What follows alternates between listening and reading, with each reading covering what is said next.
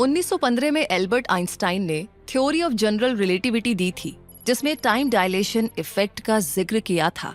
अब आसान भाषा में कहें तो किसी बड़े यूनिवर्सल ऑब्जेक्ट, प्लैनेट, स्टार या ब्लैक होल की ग्रेविटेशनल फील्ड के बेस पर आपकी उम्र बहुत थोड़ी मात्रा में घट या बढ़ सकती है।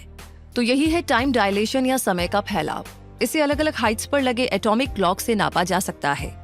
टाइम डायलेशन को समझने से पहले थ्योरी ऑफ जनरल रिलेटिविटी को समझ लेते हैं। जनरल रिलेटिविटी के अकॉर्डिंग कोई भारी भरकम चीज स्पेस में कर्व बना देती है। मान लीजिए कि आपके बेडरूम में एक बेहद गर्म गद्दा है। अगर आप एक लोहे का भारी बॉल लाकर गद्दे पे रखेंगे तो क्या होगा? बॉल के वजन से गद्दा अंदर की ओर धंस जाएगा। इससे आपके गद्दे में एक कर्व तैयार होगा, है ना? तो यहाँ पर आपका गद्दा है स्पेस टाइम, लोहे का बॉल है कोई हैवी मास वाला ऑब्जेक्ट, प्लैनेट, स्टार या ब्लैक होल, और गद्दा जो कि अंदर की ओर दब गया है वो है स्पेस टाइम में आया हुआ कर्व। अब अगर एक व्यक्ति हाथ में एटॉमिक क्लॉक लेकर माउंट एवरेस्ट पे खड़ा हो जाए और दूसरा व्यक्ति पृथ्वी की सतह से भी गहरी किसी खाई में, तो स्पेस टाइम में आए कर्व के चलते दोनों के एटॉमिक क्लॉक में बहुत जरा सा अंतर दिखाई देगा। इसके कुछ एग्जांपल्स देख लेते हैं। दरअसल टाइम डायलेशन इफेक्ट को टॉप 10 रेवोल्यूशनरी साइंटिफिक थ्योरीज में काउंट किया जाता है। इसके अकॉर्डिंग अगर आप धरती पर मौजूद सी लेवल के मुकाबले कहीं और अगर जाकर 30 साल गुजारते हैं तो आपकी उम्र में जरा सा फर्क दिखाई देगा। जैसे जुपिटर पे आपकी एज में 18.4 सेकेंड्स की कमी दिखेगी, वहीं चांद पर आपकी उम्र में 629 मिलीसेकेंड्स का इजाफा होगा।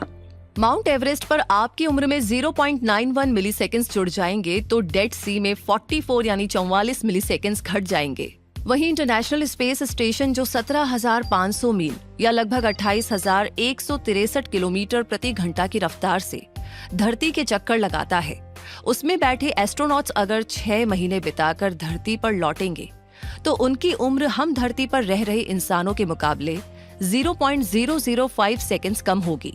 अब हो सकता है कि आपको ये ख्याल आए कि टाइम डायलेशन से जो मिली सेकेंड्स का अंतर पैदा होता है उससे हमारी जिंदगी पर क्या ही फर्क पड़ जाएगा। तो यकीन मानिए बहुत बड़ा फर्क पड़ सकता है। जैसे आपका गूगल मैप आपको गलत जगह पहुंचा देगा। कैसे? आइए समझते हैं।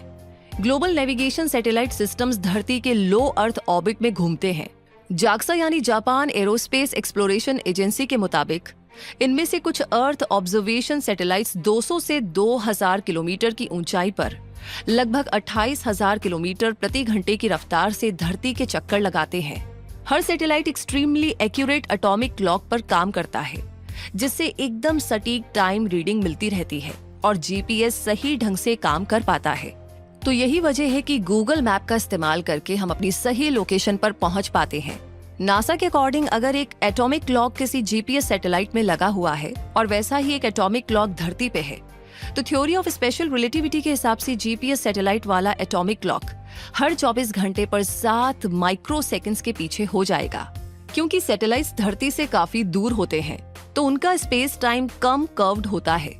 इससे सैटेलाइट वाला एटॉमिक क्लॉक धरती वाले एटॉमिक क्लॉक के मुकाबले हर दिन 45 माइक्रो सेकेंड फास्ट चलने लगता है। 38 माइक्रो सेकेंड्स का ये अंतर धरती पर लगे जीपीएस डिवाइस को 1000 गुना फास्टर रिजल्ट देने लगता है। तो अगर इसको ठीक न किया जाए तो कुछ ही मिनटों में पूरा सिस्टम ठप पड़ जाएगा और हो सकता है कि गूगल मैप आपको अपनी डेस्टिनेशन से कई किलोमीटर दूर पहुंचा दे। थ्योरी ऑफ जनरल रिलेटिविटी के साथ साथ आइंस्टाइन ने स्पेशल रिलेटिविटी की थ्योरी भी दी थी। अभी मैंने इसका जिक्र भी किया। आपने E=mc² के बारे में सुना या पढ़ा जरूर होगा। ये स्पेशल रिलेटिविटी को कैलकुलेट करने का फॉर्मूला है। इसे 5 most important scientific equations of all time में काउंट किया जाता है। इसके मुताबिक अगर दो लोग एक दूसरे के मुकाबले काफी तेजी से ट्रैवल कर रहे हैं तो उन दोनों के लिए टाइम अलग अलग हो सकता है। वहीं आइंस्टाइन ने यह भी कहा था कि कोई भी ऑब्जेक्ट जितना तेज होता जाता है वो उतना ही हैवी और छोटा होता जाता है और उसके लिए टाइम भी स्लो हो जाता है।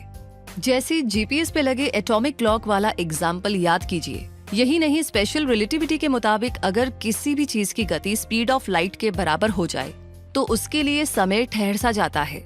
थ्योरी ऑफ स्पेशल रिलेटिविटी को समझाने के लिए ट्विन पैराडॉक्स का एग्जाम्पल दिया जाता है। जैसे इमेजिन कीजिए कि आप एक ट्विन हैं और आपका जुड़वा भाई एक एस्ट्रोनॉट है जो बहुत दूर किसी तारे की ओर सफर कर रहा है। अब क्योंकि आप धरती पर हैं और इंसानों की तरह अपनी जिंदगी जी रहे हैं, तो मान लीजिए कि आपका भाई 10 साल के बाद धरती पे लौटा, तो आप पाएंगे कि अगर आपकी उम्र 40 साल है तो आपके भाई की उम्र 39 या 38 साल होगी, क्योंकि स्पेस टाइम के मुताबिक आप दोनों डिफरेंट स्पीड से ट्रैवल कर रहे थे। यहाँ पर आप कहेंगे कि मैं तो घर पे ही था, कहीं गया ही नहीं, पर धरती तो अपनी एक निर्धारित स्पीड से सूरज के चारों ओर घूम ही रही है और धरती के साथ। लेकिन थ्योरी ऑफ रिलेटिविटी को लेकर के कुछ मिसकंसेप्शंस भी हैं। सबसे कॉमन मिसकंसेप्शन ये है कि मूविंग बॉडीज यानी कोई भी गतिमान चीज टाइम डायलेशन को झेलता है और उनकी लंबाई घट जाती है। As a result time dilation के चलते उनके बढ़ने का जो प्रोसेस है वो स्लो हो जाता है और उनकी एज ऑफ लाइफ बढ़ जाती है। तो क्या जो लोग अक्सर फ्लाइट से ट्रैवल करते रहते हैं उनकी उम्र धरती पे रहने वालों के मुकाबले कम हो जाती है? थ्योरी के हिसाब से तो जवाब हाँ है, पर क्योंकि दोनों ही इंसान धरती के ही ग्रेविटेशनल फोर्स के दायरे में हैं, तो टाइम डायलेशन का ना के बराबर असर दिखता है और ये डिफरेंस 1 सेकंड के 10 लाखवें हिस्से जितना होगा, जिससे शायद ही आपको कोई फर्क पड़ेगा। हालांकि इसे साबित करने के लिए अमेरिकन फिजिसिस्ट जोसेफ हाफेला और अमेरिकन एस्ट्रोनॉमर रिचर्ड कीटिंग ने 1971 यानी 1971 में एक एक्सपेरिमेंट किया था। इसे हाफेला कीटिंग एक्सपेरिमेंट कहा जाता है। इस एक्सपेरिमेंट में एटॉमिक क्लॉक्स लगा करके कई कमर्शियल फ्लाइट्स 2 ऑपोजिट डायरेक्शन में उड़ाए गए। सभी एटॉमिक क्लॉक्स धरती पर मौजूद एटॉमिक क्लॉक से सिंक्ड थे और जब एयरलाइंस वापस धरती पर आए तो उनके और धरती वाले एटॉमिक क्लॉक्स में समय का मामूली सा अंतर था। 1915 में एल्बर्ट आइंस्टाइन ने थ्योरी ऑफ जनरल रिलेटिविटी दुनिया के सामने रखी थी और आज 109 साल हो गए हैं। इस थ्योरी ने ब्रह्मांड और स्पेस को देखने का नजरिया ही बदल दिया था। तो आइए समझते हैं थ्योरी ऑफ जनरल रिलेटिविटी के मेजर इम्पैक्ट्स को। इस थ्योरी के आने से पहले स्पेस और टाइम को अलग अलग देखा जाता था, लेकिन आइंस्टाइन ने इस थ्योरी में दोनों को यूनिफाइड किया और स्पेस एंड टाइम को एक सिंगल एंटिटी बताते हुए स्पेस टाइम का दर्जा दिया। इससे ब्रह्मांड को समझने का नजरिया बदला और इस थ्योरी ने matter, energy, space and time के बीच होने वाले इंटरैक्शंस को बतलाते हुए fundamental nature of the universe की समझ को बेहतर बनाया। आइंस्टाइन की इस मास्टरपीस थ्योरी ने ग्रेविटी की अंडरस्टैंडिंग भी बढ़ाई। जैसे पहले ग्रेविटी को एक फोर्स की तरह देखा जाता था जो दूर से अपना असर डालती है, पर इस थ्योरी के बाद ग्रेविटी को नई डेफिनेशन मिली और जैसा कि आइंस्टाइन ने कहा था, दुनिया ने भी माना कि ग्रेविटी कुछ और नहीं बल्कि स्पेस टाइम में आया एक कर्व है जो मास और एनर्जी से बनता है। इससे कॉस्मोलॉजी और एस्ट्रोफिजिक्स एडवांस होते चले गए। इस थ्योरी में मेंशन्ड टाइम डायलेशन के इफेक्ट्स ने ये समझाया कि अलग अलग स्पीड से ट्रैवल कर रहे लोगों के लिए वक्त अलग अलग बिहेव करता है, जिसे अब तक हम इस वीडियो में समझते आ रहे हैं। आइंस्टाइन की सबसे फेमस मैथमेटिकल इक्वेशन E=mc² ने बताया कि एनर्जी और मैटर समान होते हैं। इस कॉन्सेप्ट का न्यूक्लियर फिजिक्स पर डीप इम्पैक्ट पड़ा और इसी से न्यूक्लियर एनर्जी और एटॉमिक वेपन्स बनाना पॉसिबल हुआ। इस थ्योरी ऑफ रिलेटिविटी पर बेस्ड करके जीपीएस टेक्नोलॉजी सटीक नतीजे देती है। इसके अलावा पार्टिकल एक्सीलरेटर्स और पैट स्कैनर्स जैसे मेडिकल इमेजिंग डिवाइसेस बनाने में थ्योरी ऑफ रिलेटिविटी को यूज किया जाता है ताकि एक्यूरेट रिजल्ट्स हासिल हो। इसी थ्योरी ने fundamental nature of the universe को समझने के लिए ज्यादा से ज्यादा रिसर्च करने की प्रेरणा दी और quantum mechanics and string theory के डेवलपमेंट में मदद मिली।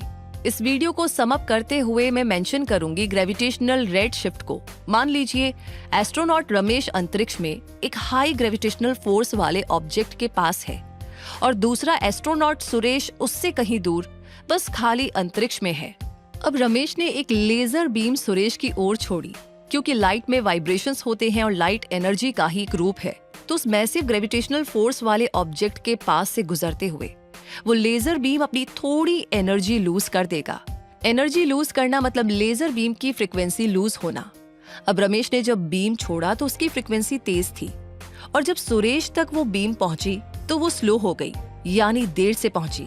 इसे ही कहते हैं ग्रेविटेशनल रेड शिफ्ट। अब क्योंकि लेजर बीम की फ्रीक्वेंसी को सुरेश तक पहुंचने में समय लग रहा है, तो रमेश का 1 मिनट सुरेश के 1 दिन के बराबर हो सकता है। अगर दोनों के पास क्लॉक्स हैं तो दोनों के लिए सिर्फ उनके मैकेनिकल क्लॉक्स ही अलग तरह से बिहेव नहीं करेंगे, बल्कि दोनों के बायोलॉजिकल क्लॉक्स भी अलग बिहेव करेंगे।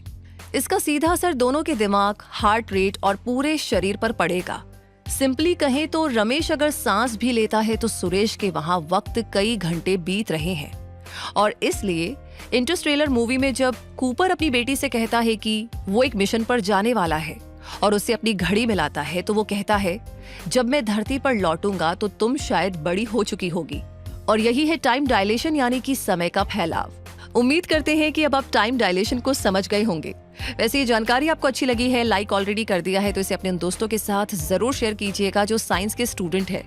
साथ ही साथ अगला कौन सा टॉपिक है जिस पर आप वीडियो देखना चाहते हैं वो लिख भेजिए। बाकी जितने भी नए लोगों ने आज हमें ज्वाइन किया है उनसे रिक्वेस्ट है क्विक सपोर्ट की टीम की ओर से कि हमेशा ऐसी जानकारियां आपको समय समय पर मिलती रहे। उसके लिए क्विक सपोर्ट चैनल को सब्सक्राइब करके बेल आइकन को प्रेस कर दीजिए ताकि कोई भी वीडियो आप कभी भी मिस ना करें। तो मैं रूबी पारिक आपसे कहूंगी, हमेशा अपने आप को अपडेट रखिए, ग्रो करते रहिए क्विक सपोर्ट के साथ। धन्यवाद।